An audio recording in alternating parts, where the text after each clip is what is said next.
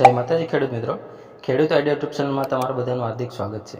તો ખેડૂત મિત્રો, ઓક્ટોબર માસમાં એટલે કે દિવાળી પછી જે આપણે માવઠું થયેલું હતું તેમાં છે તો કે બધા ખેડૂતોને છે તો કે નુકસાન થયેલું છે।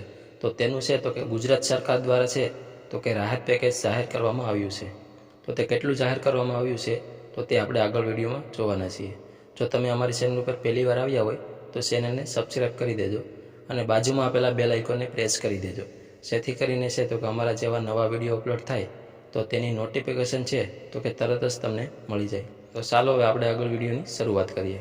તો ગુજરાતમાં છે તો કે આવા પ્રકારનો છે તો કે વરસાદ અત્યાર સુધીમાં છે તો કે થયો ન હતો। તો આ વર્ષે છે તો કે કમોસમી વરસાદમાં છે તો કે ગુજરાતના દરેક જિલ્લાના છે તો કે ખેડૂતોને મોટા પ્રમાણમાં છે તો કે નુકસાન થયેલું છે। તો આ સંદર્ભે છે તો કે ગુજરાત સરકાર દ્વારા છે તો કે ભૂપેન્દ્રભાઈ પટેલ દ્વારા ₹10,000 કરોડના છે તો કે રાહત પેકેજની જાહેરાત કરવામાં આવેલી છે।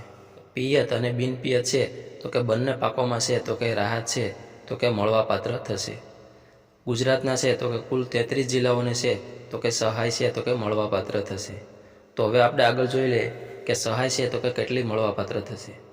તો હેક્ટર દીઠ છે તો કે 22,000ની છે તો કે સહાય મળવાપાત્ર થશે અને વધુમાં વધુ છે તો કે 2 હેક્ટર દીઠ છે તો કે સહાય મળવાપાત્ર થશે, એટલે છે તો કે 44,000ની છે તો કે સહાય મળવાપાત્ર થશે। આ ઉપરાંત છે તો કે રાજ્ય સરકાર દ્વારા છે 9 નવેમ્બરથી છે તો કે ખેડૂતો પાસેથી છે તો કે ટેકાના ભાવે આશરે 15,000 કરોડથી પણ વધુના મૂલ્યની છે તો કે મગફળી, મગ, અડદ અને સોયાબીનની છે તો કે ખરીદી કરવામાં પણ આવે છે। અને તે ઉપરાંત છે તો અત્યારે છે તો કે આ ખેડૂત ઉપર છે તો કે યોજનાઓ છે તો કે ચાલુ છે, તો તેમાં છે તો કે તમે ફોર્મ ભરી શકો છો।